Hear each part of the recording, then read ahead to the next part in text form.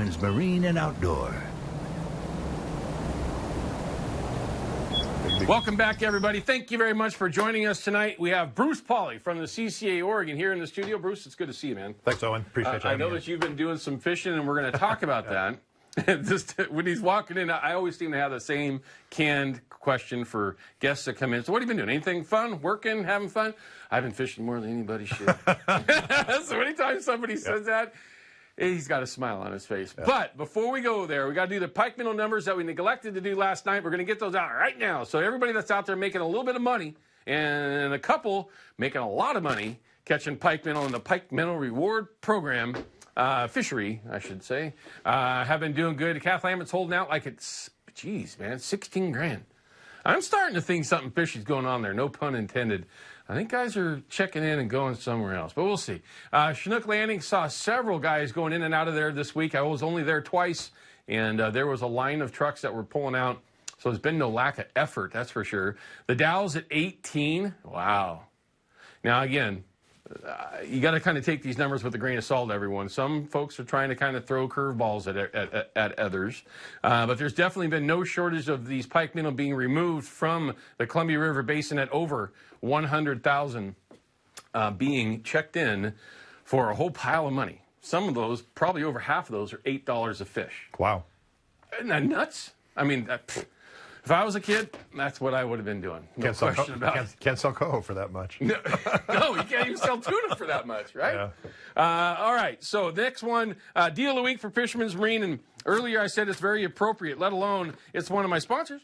Okuma, thank you very much. But it's their newest edition of their full size, or I shouldn't even say it, the newest edition of their low profile line counter in the 450 size. So it's the 454 low profile line counter, the full size model. Some guys, believe it or not, are actually using this reel for tuna. And I looked at him and was like, you are stupid. Why would you use the line counter for tuna? Well, it turns out it's got 25 pounds of drag. It'll handle it. There's other options that you might want to look into, though. It makes a fantastic catch and release sturgeon reel and, of course, a Chinook reel on the appropriate rod. I have that on my 12.5 footers that I run off the bow of the boat for trolling. So there you go. That's the deal of the week for Fisherman's Green, and they are available at all 3 locations until they are sold out. So take advantage of that deal. All right. So where you been fishing? Well, I've been fishing out of my dory most of the summer. We kind of you run that out of where? Chinook Landing? Pacific City. Gleason? Oh, okay. Yeah. In the ocean, in the big pond. Yeah. Okay.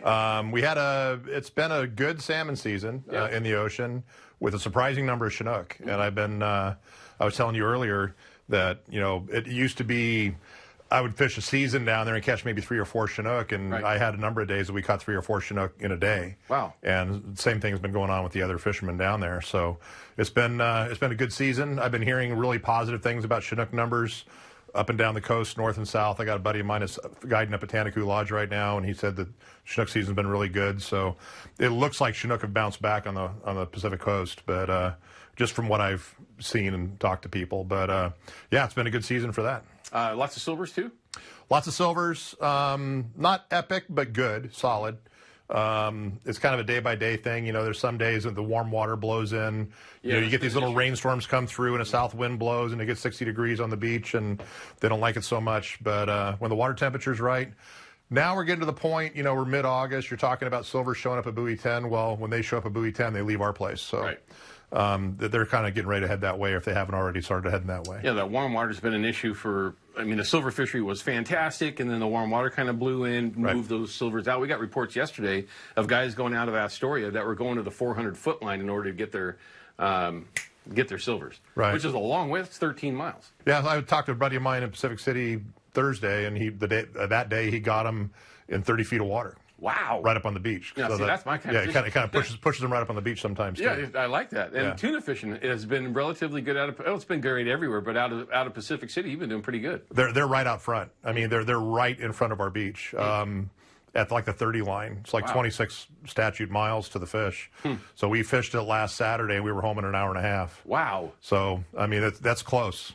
I know a couple of the big deltas out of Depot had like 80 and 100 fish days there, like straight out from PC this week, right around the 30 line. So there's a biomass of fish out there. We've loaded up on a couple of pretty good loads, and we're planning on going again this week if we get the weather window. Now you're actually heading from here. You're going right to the coast. Going to go fishing tomorrow. Of course I am. What's the goal for tomorrow? It's a bottom fish and salmon, or are you? I think we're going to try to specifically target halibut tomorrow. Okay. And it hasn't been great, but of anything that we need in the freezer right now, it's halibut. Right. Sure. So you're not going to catch them if you don't go. So right. It's summer all depth, so we can't. That means we can't keep rockfish and halibut. So right. you kind of got to commit when you launch. Like today's a halibut day or it's not a halibut day. So and it's always a crab day. The crabbing has been silly good down there. I mean, like 20 keepers per pot. Wow. Every pot. Yeah. All right. Literally, my stomach just went. We were talking about this a little bit earlier. I mean, I love those things, but halibut, there's something to be said for that. Yeah, I love halibut. And now, one of the fish that you were pretty proud of, great photo. Matt, go ahead and throw that photo up. This is right out of Pacific City, just a handful of days ago or so. Last month. Was it last month? Mm-hmm. Did he show it yet? Nope, there it is. Oh, there it is. He's a little slow sometimes. Nice fish, though. Mid-20s solid. The young lady behind it, well, she's missing. That's a good-sized fish right there. Yeah, she got her arm sticking out of both sides. That's Lily Fussell from Klamath Falls, Oregon. Oh, very cool, very cool. Good buddy of mine's granddaughter, and her mom and dad, Dave and Carly, came down and hung out for the first week in July and able to get them out fishing and get the kids into some Chinooks. And that was one of the days we caught 3. We had a couple other nice adults that weren't quite that big. Man, just a dime. I can't wait. Me, as you know, I'm not a salty guy, period. I'll go out there in the right situations. 35-foot plus is my boat size is one of my rules. Anyway, I can't wait for them to get up into the Columbia, and it's coming. And they're going to look a lot like that where we fish. Now, for those that are watching in Idaho and further, maybe not so much. But at the very least, looking very forward to all that kind of coming around. But it's hunting season too, man. I mean, you got a hunt going on. This is the time of year that we get so slammed that we even sometimes forget to start talking or continuing to talk about the issues that the CCA are in the middle of on a daily basis. It's amazing how we don't forget. But it might even be that we get maybe bored is the right word. Maybe we get bored of talking about the kill nets on the Columbia and some of the issues that have been going on for years with Columbia River reforms, this and that. And you guys have been right in the midst of it. There is no break for the CCA. No. One of the biggest things that I think folks are as upset as can be, lots of emails and folks poking online, which is worthless. I don't understand that. But the kill nets are on the Columbia right now, and people are freaking out about it. For the fall in zones 4 and 5. Yeah. And what's crazy to me is folks didn't know that was actually coming. But this has been in the midst for a while. This has been part of the agreement since the beginning. The Washington Commission a couple of years ago wanted to get this phased out this year. Mm-hmm. And completely phased out. Like take the Columbia River reforms and flush it. And finish the zones 4 and 5 fall gill netting was supposed to be a 2-year temporary stopgap while they got some other things sorted out that they hadn't sorted out yet. Mm-hmm. But Washington's got some new commissioners, some very, very pro gill net commissioners. Oregon had Buckmaster and some other commissioners that were pretty pro gill net. Mm-hmm. And they made a serious attempt last February, the Washington Commission did, to roll back the Columbia River reforms and have gill netting in every season. Right. Spring Chinook, summer Chinook, fall Chinook, coho, all year long we were going to have gill nets back in the river. Now we've been successful in holding that off. It's been a battle this year. Last commission meeting was Bruce Buckmaster's last commission meeting. Mm-hmm. He had some parting shots to poke Sporties in the eye on the way out the door. But he wasn't behind reinforcing the barbless hook thing on the Columbia. Now that we've got barbs back, in a month or two we have to go back to barbless. Was he behind that? Yes. What a jackass. Yeah. So, but you know, it was a temporary rule that did not get made permanent, and I think we'll get that sorted out pretty soon. But we have a new commission coming in. We're looking forward to working with these folks. I know a couple of them pretty well, and I'm just optimistic we can get out of this, tit for tat political fighting on the gill net issue. I don't think anybody believes there's going to be gill nets in the Columbia River 20 years from now. They don't even believe it.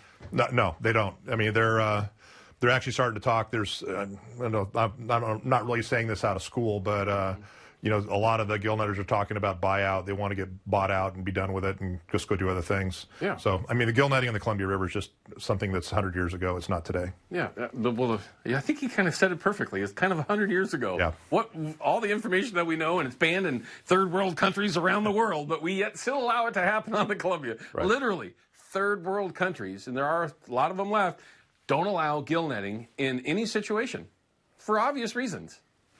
Crazy. Anyway, we'll be back with more from Bruce Polley from the CCA Oregon in just a couple minutes. Don't go anywhere.